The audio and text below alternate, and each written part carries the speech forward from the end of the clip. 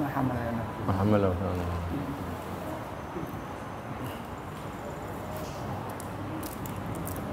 السلام عليكم ورحمة الله وبركاته. وعليكم السلام ورحمة الله وبركاته. الحمد لله الذي أنعم علينا وعليكم وهدانا إلى الإسلام وجعلنا من أمة النبي محمد صلى الله عليه وآله وسلم سيد الأنام.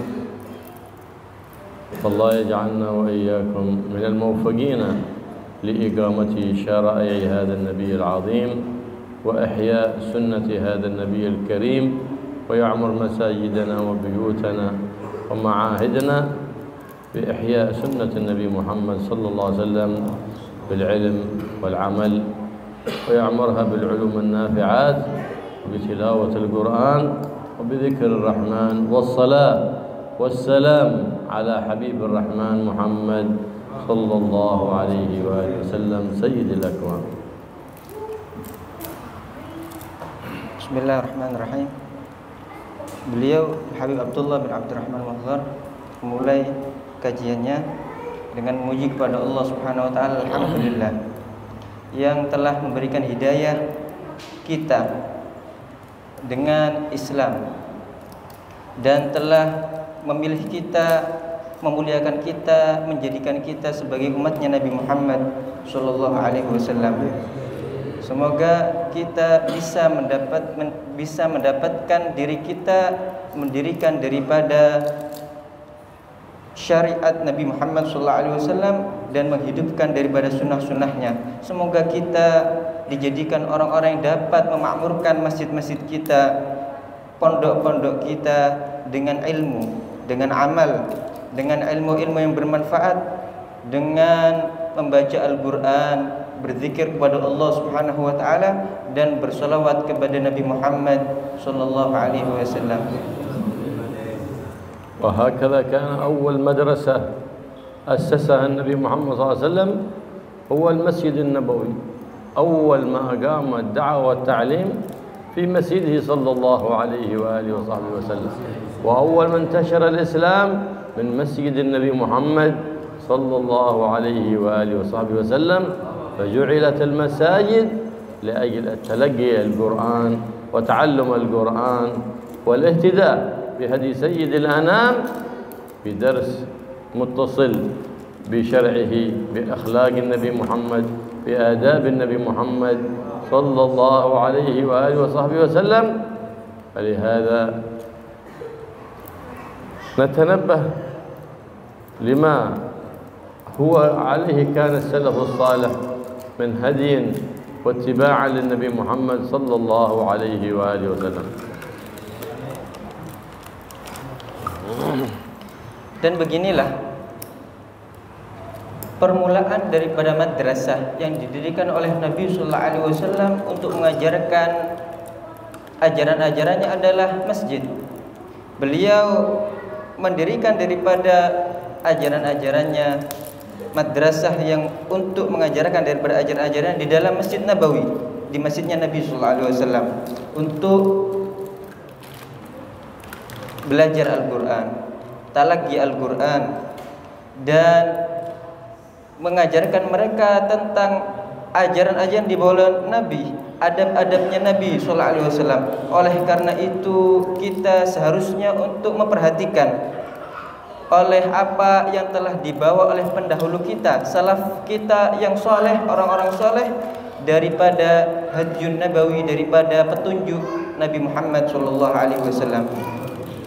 ولا بأس أن يحضر الأولاد المميزين إلى المسجد، لكن بعد تعليمهم حرمة المسجد وتعليم أدب الجلوس في المسجد يحضرون ليستفيدوا، لأنهم إذا جالسوا الكبار الصغار فيتعلمون، إذا أكل الصغار مع الكبار فيتعلمون آداب الأكل، إذا حضر الصغار مع الكبار في المسجد فيتأدبون في أدب المسجد، إذا رأوا الكبار يتأدبون فيتأدب الصغار، إذا رأى الصغار الكبار لا يتأدبون فإنهم لا يتعلمون الأدب فينبغي أن نتنبه لأولادنا ونعلمهم الأدب في المسجد، الأدب مع الأرحام، الأدب مع الجيران، الأدب مع الوالدين. فلا بركة في عبادة ولا بركة في مال ولا بركة في علم إن لم يصحبه أدب وخلق حسن. Dan tidak apa-apa di dalam masjid hadir pula anak-anak kecil yang sudah tamyiz, yang sudah bisa membedakan, yang bisa makan minum sendiri atau istinja sendiri, yang sudah tamyiz.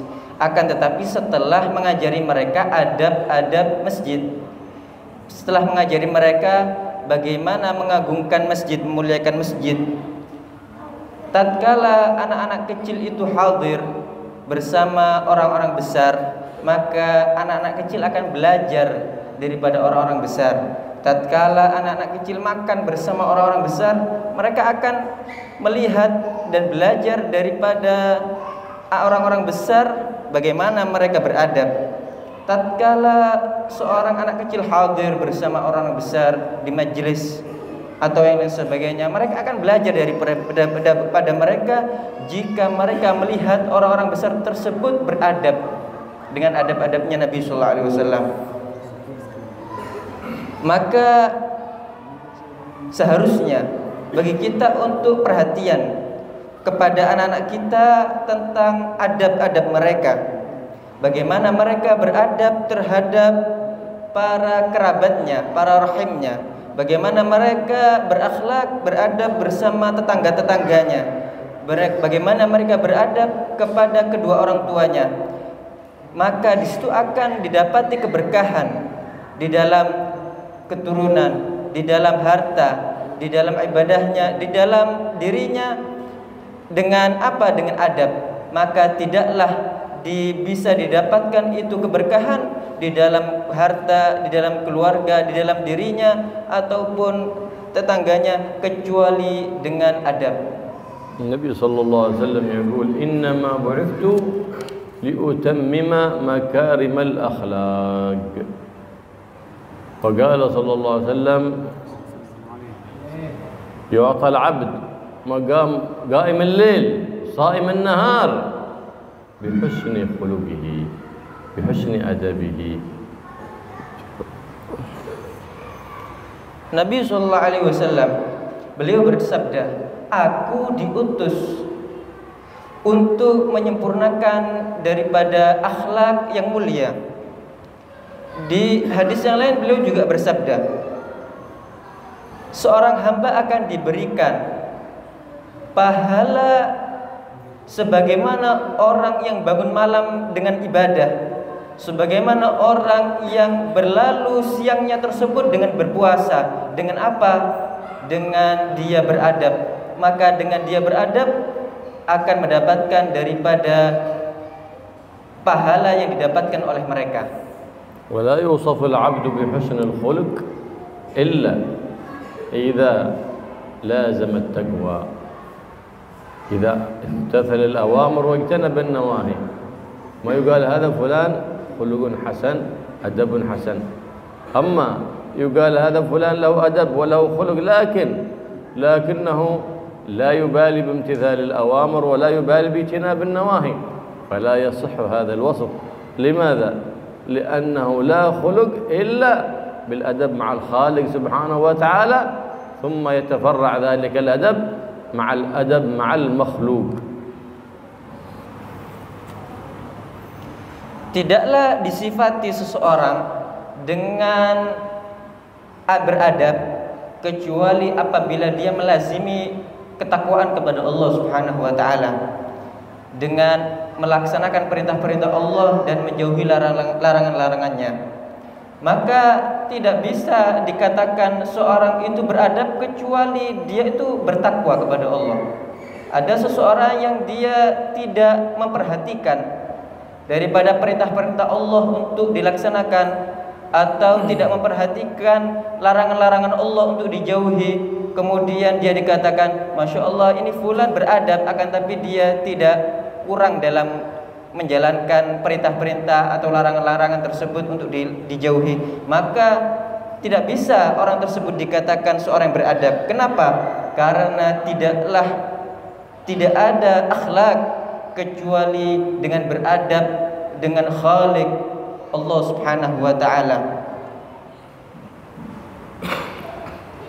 والأدب دين والأخلاق دين تثاب على هذا وتعطى أجر عظيم من رب العالمين.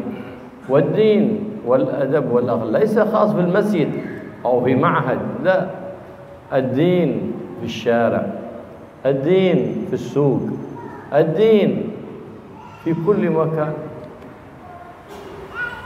فأنت تراقب الله في كل مكان وتستشعر رؤية الله في كل مكان، وأن الله سبحانه وتعالى مطلع على ظاهرك ومطلع على باطنك. علم واحد، لا يخفى على الله شيء في الأرض ولا في السماء، يعلم بما في باطنك كعلمه بما في ظاهرك. Adab itu adalah agama. Akhlak itu adalah agama seseorang. Seorang tatkala dia melazimi adab akan diberikan pahala yang besar di sisi Allah Subhanahu wa taala. Selalulah dalam beradab, di setiap tempat, di jalan dia beradab, di pasar dia beradab, di setiap tempat dia melaksanakan itu adab, yang mana adab tersebut adalah suatu ibadah yang ganjarannya besar di sisi Allah Subhanahu wa taala. Di setiap tempat dia merasakan bahwasanya Allah melihat dia. Di setiap tempat dia merasakan bahwasanya pengawasan Allah selalu ada terhadapnya. Allah selalu mengetahui apapun yang ada pada dirinya, bahkan yang lebih samar apa yang ada dalam hati seseorang tersebut. Ilmu yang satu, ilmu tidaklah samar bagi Allah Subhanahu wa taala sesuatu apapun, bahkan sesuatu yang ada di dalam hati, bahkan sesuatu yang akan terbesit di dalam hati, Allah Subhanahu wa taala akan mengetahui hal itu. كل الآداب وكل الأخلاق مأخوذة من سيرة النبي محمد. كل الآداب وكل الأخلاق تعلمناها من النبي محمد. فكل خلق وكل أدب مأخوذ من كلام ومن فعل سيد المؤدبين وسيد العالمين وسيد المعلمين محمد صلى الله عليه وآله وسلم. Semua adab, semua akhlak itu diambil daripada sirah, biografi perjalanan hidup Nabi Muhammad SAW. Semua akhlak, semua adab, kita belajar hal itu daripada perjalanan hidup Nabi SAW. Maka setiap akhlak dan adab tersebut kita ambil daripada ucapan Nabi, perkataannya Nabi, dan apa yang terkait dengan Nabi SAW, kita ambil itu akhlak dan adab dari beliau. أدب مع الله سبحانه وتعالى. إذا أردت أن تدخل الصلاة فأنت تدخل في حضرة الله سبحانه وتعالى. أردت أن تدخل المسجد فأنت تدخل في بيت من بيوت الله سبحانه وتعالى. فلا بد أن تأتي وأنت على نظافة وأنت على طهارة، حتى أن الوضوء شرط لصحة الصلاة والاستنجاء، فإذا لم يصح الاستنجاء ولم يصح الوضوء lam tasah as-salah. Dan beradab dengan Allah Subhanahu wa taala, adab bersama Allah Subhanahu wa taala, yaitu tatkala engkau masuk ke hadirat Allah Subhanahu wa taala, tatkala engkau masuk masjid, engkau merasakan bahwasanya engkau masuk ke dalam rumah Allah Subhanahu wa taala. Oleh karena itu kita masuk ke masjid yang mana itu adalah rumahnya Allah Subhanahu wa taala, kita masuk dengan bersih, dengan taharah. Oleh karena itu tidaklah sah salat seseorang kecuali sebelumnya didahului dengan taharah, dengan istinja dahulu, membersihkan najis dan harus sah itu istinjanya, kemudian sah dia punya wudhu dan taharanya, kemudian barulah sah sholat orang tersebut. Apabila tidak sah daripada perkara-perkara sebelumnya tadi, maka tidaklah sah daripada sholat orang tadi. وقد قال الله سبحانه وتعالى خذوا زينتكم عند كل مسجد أي عند كل صلاة. ليه؟ لأنك بتحضر وبتدخل في حضرة من حضرات الله سبحانه وتعالى. إذا أنت تريد أن تكلم الله إيش تفعل؟ تتصل موبايل نمر الله، برابا نمر الله، نمر الله أنك تدخل بالصلاة، تحرم بالصلاة لله تعالى، إما صلاة الفريضة أو صلاة النافلة. هذا رقم تتصل به إلى الله. فإذا أردت أن الله يكلمك فاقرأ القرآن، فإذا قرأت القرآن الله يكلمك. فإذا دخلت الصلاة أنت تكلم الله، فاسأل الله والتجئ إلى الله وتب إلى الله وارجع إلى الله، يقبلك الله ويقضي حاجتك ويغفر ذنبك ويقبل توبتك. Allah Subhanahu wa taala berfirman di dalam Al-Qur'an, "Khudzu zinatakum 'inda kulli masjid." Ambillah pakaian-pakaian kalian yang bagus 'inda kulli masjid. Maksudnya 'inda kulli shalah, tatkala engkau akan ke masjid dan melaksanakan salat, maka engkau masuk ke dalam hadrah daripada hadrah-hadrahnya Allah Subhanahu wa taala, masuk ke hadirat Allah Subhanahu wa taala. Dengan apa seseorang itu menghubungi Allah Subhanahu wa taala? Bagaimana? Berapa nomor teleponnya? Nomor teleponnya Allah. Bagaimana caranya kita menghubungi Allah? Kita menghubungi Allah dengan kita masuk daripada hadrah min hadratillah, dengan salat. Kita salat menghadap kepada Allah Subhanahu wa taala. Itu pada hakikatnya kita sedang menghubungi Allah Subhanahu wa taala. Kita masuk menghadap kepada Allah Subhanahu wa taala. Apabila kita ingin berbicara dengan Allah Subhanahu wa taala, berkomunikasi, berdialog kepada Allah Subhanahu wa taala, bagaimana? Kita membaca Al-Qur'an, yang mana Al-Qur'an adalah kalamullah. Jika engkau membaca Al-Qur'an, maka engkau sedang berdialog dengan Allah Subhanahu wa taala. Oleh karena itu, kembalilah kepada Allah, bertaubatlah kepada Allah, maka Allah akan memberikanmu taubat, menerima taubatmu dan mengampuni apa yang telah engkau lakukan daripada kesalahan, dan engkau akan disambut oleh Allah Subhanahu wa taala tatkala engkau kembali kepadanya.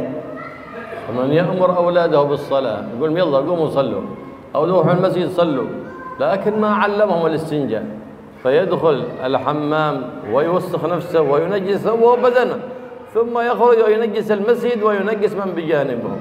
من يأثم؟ الذي أرسله إلى المسجد، لأنه قبل أن يرسل إلى المسجد أول يعلمه كيف الاستنجاء، وبعد ذلك يعلمه كيف الوضوء. فالذي يأمر ابنه بالذهاب إلى المسجد يقول اذهب للصلاة ولم يعلمه الاستنجاء ولم يعلمه الوضوء، فإنه لم يأمره.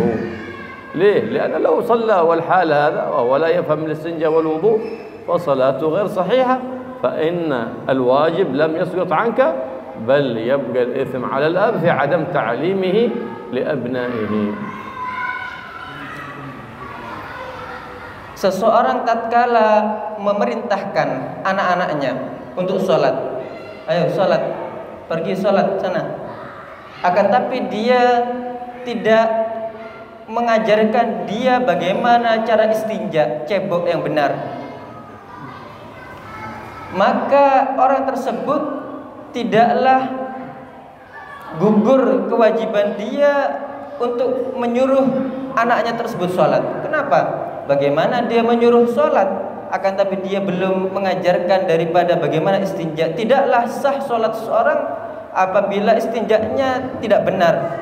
Kemudian anak tadi masuk ke masjid dengan membawa najis, kemudian membuat najis sekitarnya dan orang yang di sampingnya. Siapa yang berdosa? Orang yang menyuruhnya ke masjid, yang tidak mengajarkan daripada cara istinja. Kemudian setelah itu diajarkan bagaimana wudhu yang benar. Dan dengan begitu orang tadi dapat menunaikan kewajiban atasnya terhadap anaknya, yaitu menyuruh anaknya tersebut untuk sholat. Apabila tidak mengajarkan daripada hal-hal yang seharusnya dilakukan sebelum sholat, kemudian dia hanya menyuruh sholat begitu saja, maka dia itu kewajibannya belum gugur. Dia kewajibannya tersebut ada masih di dalam tanggungan di pundaknya, dan dia belum menunaikan daripada kewajibannya. فإن من يبول الآن وهو قائم كما هو الآن كثير حتى في المساجد مظهر الاستنجاء ليس إسلامي بل جاء من بلاد الكفر، يبول وهو قائم هكذا ثم ينجس نفسه ويأتي النجاسة في ثوبه ثم يذهب ويصلي. ما صحت صلاتك، إذ شرط لصحة الصلاة طهارة الثوب والبدن والمكان. حتى اللي في جيبك منديل في جيبك لابد يكون طاهر، لو كان في جيبك منديل ما هو طاهر ما تصح صلاتك. لابد للطهارة للصلاة، طهارة الظاهر وطهارة الباطن من الحقد والحسد والكبر والعجب والبغضاء والشحنة. كل ذلك يجب أن تتطهر منه حتى تدخل في حضرة الله سبحانه وتعالى.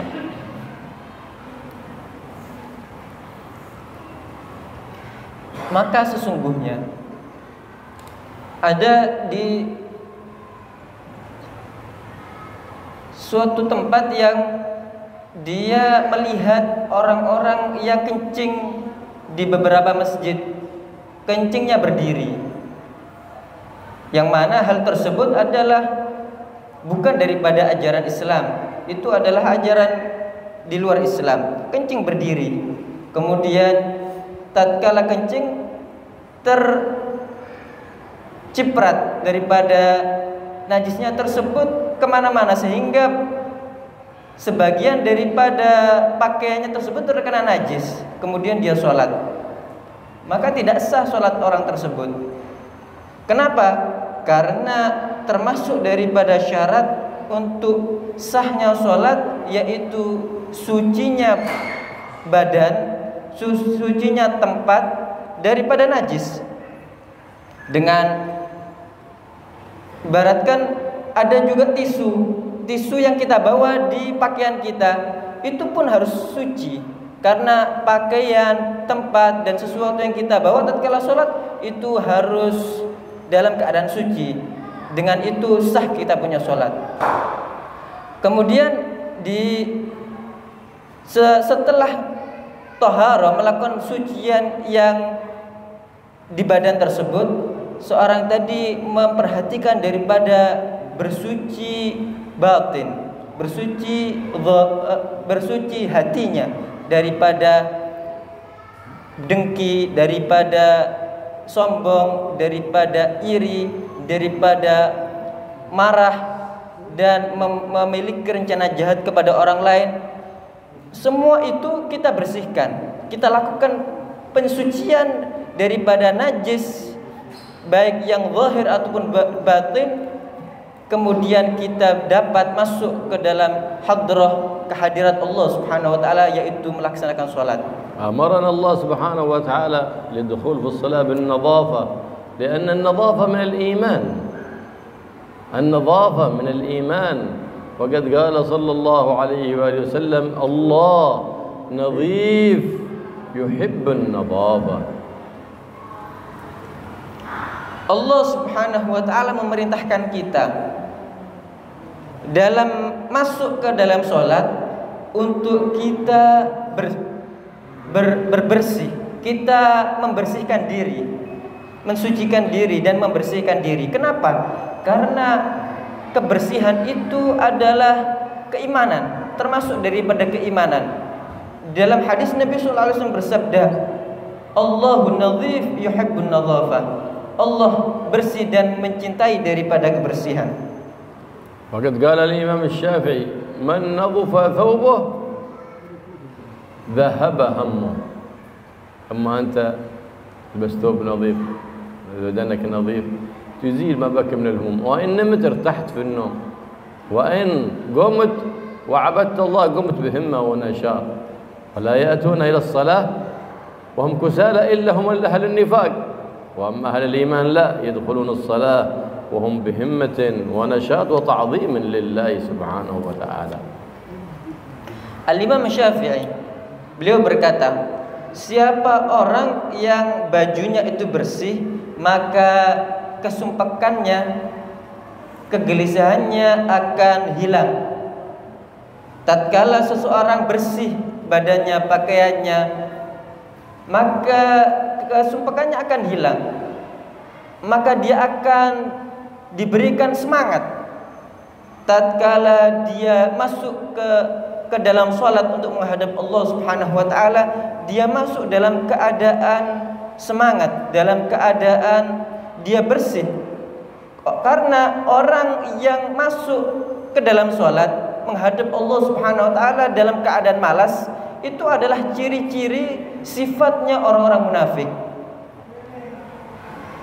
فلهذا ندب لنا النبي محمد صلى الله عليه وسلم عندما ندخل الصلاة وعند الوضوء السواك، فقال صلى الله عليه وسلم لولا أن أشق على أمتي لأمرتم بالسواك عند كل وضوء، وفي رواية عند كل صلاة، ولا زال جبريل يوصيني بالسواك حتى خشيت على أسناني بما فيه من الأجر العظيم، وركعتان بسواك خير من 70 ركعة بلا سواك.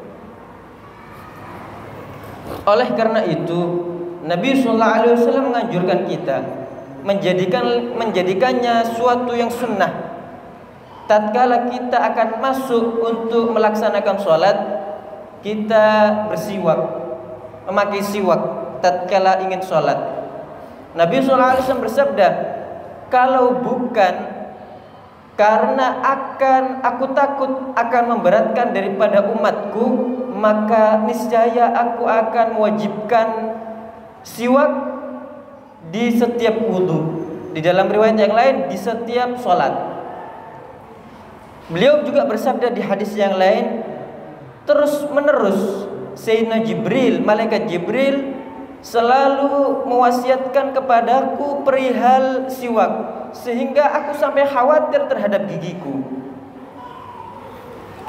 ولهذا ندب لنا أن السواك النبي محمد صلى الله عليه وسلم استخدام السواك هكذا. بعض الناس يستحي من المسواك، ولكن ما يستحي أن يستخدم عود التنباك أمام الناس. Oleh karena itu Nabi SAW mensunnahkan, menganjurkan memakai siwak. Dia pakai seperti tatkala akan sholat dan lain sebagainya, memakai siwak. Maka sungguh mengherankan seseorang dia malu memakai siwak, akan tapi dia tidak malu untuk menghisap rokok.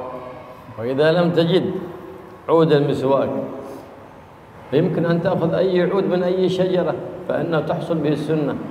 فإن لم تجد يمكن أن تستخدم فرشاة الأسنان، تطرحها في جيبك عند الصلاة، تستخدم فرشاة الأسنان، لكن لا يفعل هكذا كما يفعله البعض، فذاك من الوساخات، فإنك تخرج الوسخ من فمك إلى ثوبك وأنت تريد أن تقابل الله بثوب نظيف.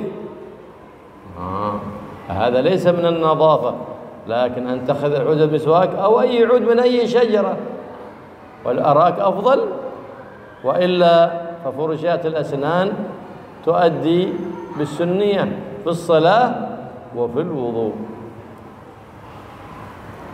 فلما ألف بعض الناس يتسوق هكذا، يأخذ ثوبه هكذا، فهكذا بعض الأساتذة يفعل هكذا، رآهم بعض الناس فعملوا مثلهم وظنوا أن هذا من السنة.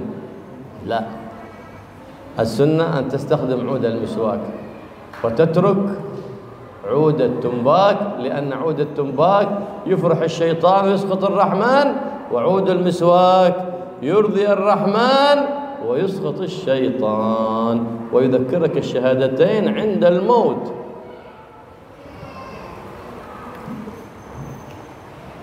Jika engkau tidak mendapati kayu siwak, kayu arok, kayu siwak seperti yang beliau pegang, maka mencukupi untuk kesunahan bersiwak batang pohon apapun yang kasar, yang kasar dan dapat membersihkan.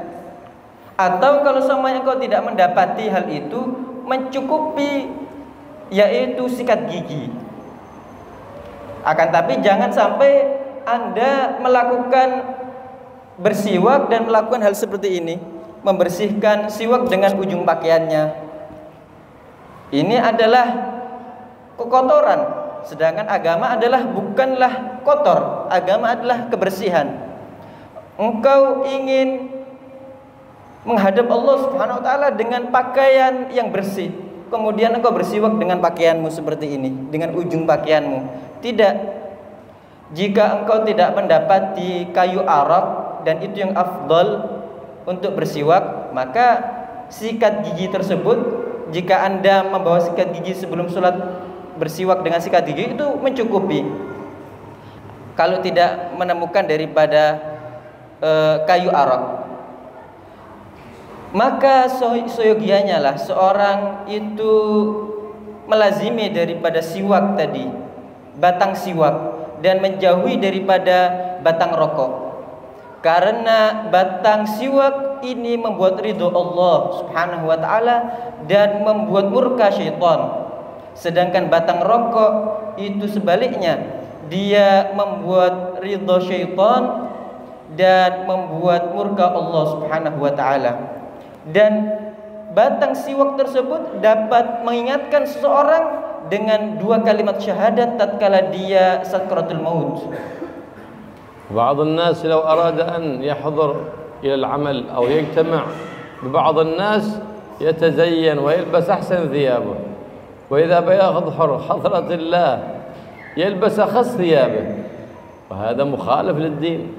أنت بتحضر حضرة الله يعني تعظم الناس أكثر من أن تعظم الله سبحانه وتعالى. لو بيحضر اجتماع من بالليل كله يجهز ثياب الاجتماع، مع مندوب، مع رئيس الشركة، مع كذا. ولو بيراقب الله سبحانه وتعالى يخضر بالثياب حق النوم، هذه نفسها يصلي فيها، رائحتها كريهة ولونها كريه، ما يبالي بحضرة الله. الذي لم يبالي بالله الله لا يبالي به، والذي يبالي به الله وبحضرة الله ويهتم بأمر الله، الله يهتم بأمره برحمته واللطف به ونصرته في جميع أحواله. Sebagian orang tatkala dia ingin keluar ada acara atau dia mau keluar kerja, dia menghiasi diri, memakai pakaian-pakaian yang bagus. Akan tapi tatkala dia ingin sholat, dia pakai pakaian yang terjelek yang dia punya. Mungkin pakaian yang dia pakai tidur dipakai juga untuk sholat tersebut. Engkau ingin menghadap siapa? Menghadap Allah Subhanahu wa taala. Engkau akan masuk ke hadirat Allah Subhanahu wa taala. Apakah engkau mengagungkan selain Allah melebihi daripada pengagunganmu kepada Allah Subhanahu wa taala? Ada seseorang tatkala akan kedatangan tamu penting, utusan daripada negara ataupun menteri dan lain sebagainya, kemudian dia menyiapkan diri pakaiannya dengan sebaik mungkin untuk menghadapnya. Akan tapi tatkala dia ingin menghadap Allah Subhanahu wa taala, ingin melaksanakan sholat, dia tidak peduli. Dia pakai pakaian tidurnya atau pakaian yang jelek yang lainnya. Orang yang tidak mempedulikan dengan apa yang diperintahkan oleh Allah Subhanahu wa taala, maka Allah tidak akan peduli dengannya. الحاصل أن الطهارة الظاهرة والطهارة الباطنة في الدين من مهمات الدين.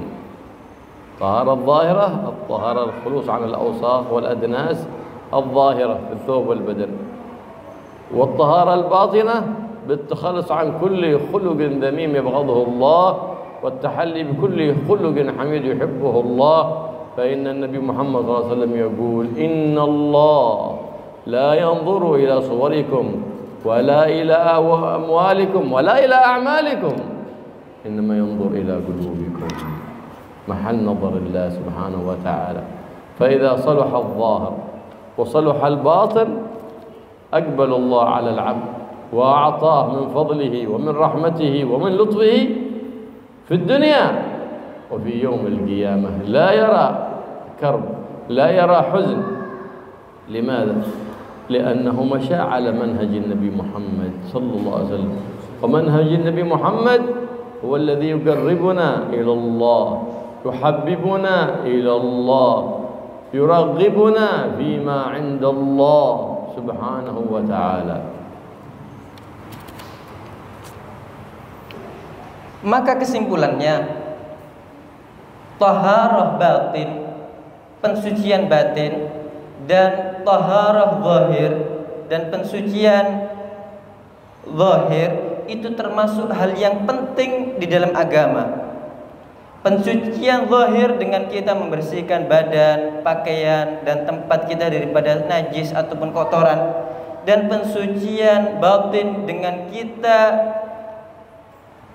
mengosongkan diri, kita membersihkan hati daripada akhlak-akhlak yang jelek yang dibenci oleh Allah Subhanahu wa taala, dan kita menghiasi diri dengan akhlak-akhlak yang dicintai oleh Allah Subhanahu wa taala. Karena dengan baiknya itu batin dan zahir seseorang, maka seorang tadi akan mendapatkan kelembutan dari Allah, mendapatkan pertolongan dari Allah, mendapatkan perhatian dari Allah Subhanahu wa taala, sehingga dia tidak akan melihat kegundahan, dia tidak akan melihat kesedihan di dalam dirinya. Kenapa? Karena dia berjalan dengan jalan metode Nabi Muhammad sallallahu alaihi wasallam. Karena sesungguhnya metode Nabi Muhammad, jalannya Nabi Muhammad sallallahu alaihi wasallam inilah yang akan membawa kebahagiaan bagi seseorang. Nabi sallallahu alaihi wasallam يقول دب إليكم داء الأمم من قبلكم أي سرى فيكم ذلك الداء. أي الداء هذا؟ قال الحالقة. قال لا أقول حالقة الشعر بل حالقة الدين. موسى تحلق الدين، هذا موسى تحلق الشعر، موسى تحلق الدين. ما هي حالقة الدين؟ قال البغضاء والشحناء، يبقى القلب بينه وبين القلب تنافر وتباعد وتشاحن وتباغض وتقاطع، ما تنزل الرحمة على قلبين متشاحنين متباغضين أبدا.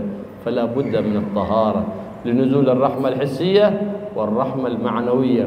وما جاءت الكورونات في هذه الأيام إلا بارتفاع الطهارات الظاهرة والباطنة، إلا في الوساخات وارتفاع الرحمة بين الناس بينهم البين جاء البلاء وجاءت المصائب، لأن الناس لم تتراحم بينهم البين.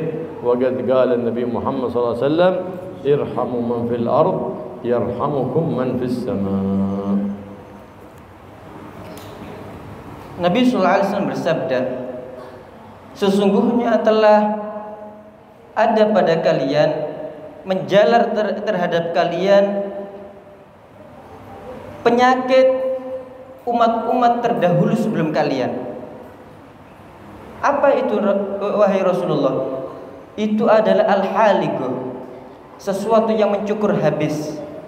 Aku tidak mengatakan itu mencukur rambut, akan tetapi dia akan mencukur habis agama seseorang. Apa itu? Apa itu haliqatuddin? Itu adalah al-baghdha wasyahna, yaitu rasa marah dan rasa benci dan dengki terhadap sesama.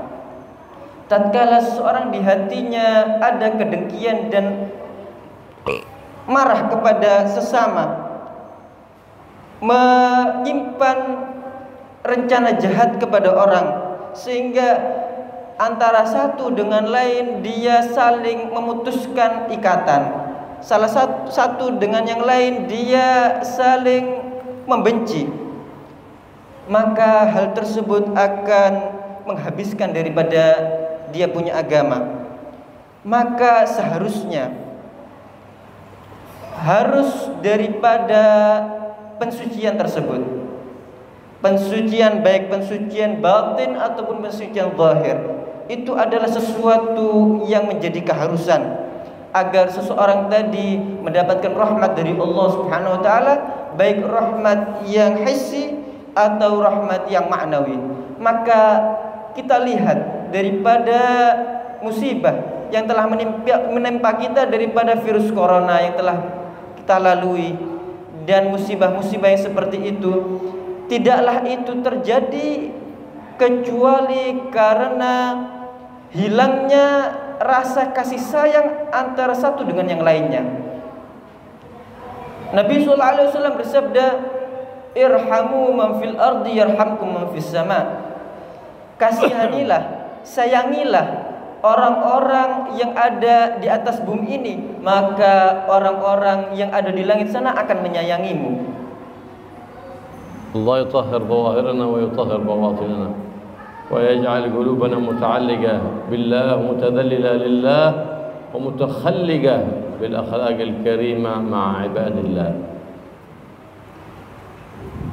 Semoga Allah mensucikan zahir kita, mensucikan batin kita, dan menjadikan hati kita berta'alluq dengan bergantung diri kepada Allah Subhanahu wa taala. Selalu hati kita merasa hina di hadapan Allah Subhanahu wa taala dan memuliakan, mengagungkan daripada Allah Subhanahu wa taala. Wa yuwaffiqna wa iyyakum li iqamati as-salat bi adabiha wa sunaniha fi awqatiha wa yarzuqna wa iyyakum al-muhafadha ala jami' al-adab ma'al walidain, ma'al arham, ma'al jiran, ma'al ashab.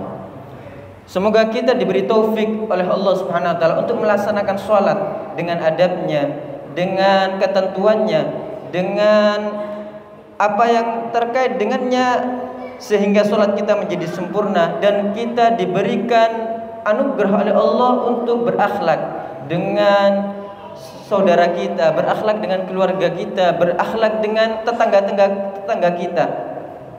Wa yar'ana wa iyyakum minal mutarahimin al-mutawaddin al-muta'awinin 'ala al-birri al-muta'awinin 'ala at-taqwa wa yujannibna iyyakum al-ithma wal-'isyan wal-'udwan ويجعلنا وإياكم من المقتدين بحبيب الرحمن محمد سيد الأكوان صلى الله عليه وآله وسلم. Semoga Allah Subhanahu wa taala menjadikan kita satu sama lainnya saling tolong menolong, karena Allah Subhanahu wa taala saling tolong menolong dalam ketaatan kepada Allah Subhanahu wa taala, dan kita dijadikan orang yang saling menyayangi satu sama lain dan menjalankan apa yang diridhoi oleh Allah Subhanahu wa taala. Allahumma inna nabiyaka al-khair al-khair Allahumma inna nabiyaka al-khair wa asada ni'matik. Allahumma ta'ala bil umuri kullaha wa ajirna min khizyi ad-dunya wa 'adhab al-akhirah. Ya malik ad-dunya wal akhirah. Allahumma shfihum ma'a al-umma Allahumma awratina wa amr rawatina. Allahumma asturna bi satrika al-jamil. Allahumma waffiqna lima yurdika 'anna wa jilna kull ma yaqdi 'anna. Allahumma tahhir zawahirna wa tahhir bawatinna min al-adnas wal arjas برحمتك يا أرحم الراحمين. واحفظنا من الوسواس الخناس واشرح صدورنا بالقرآن ولا تجعل الشيطان علينا سلطان.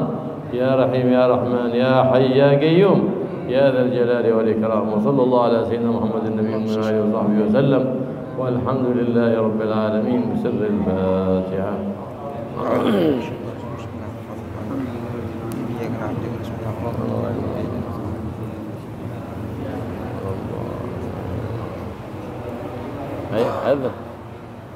أذن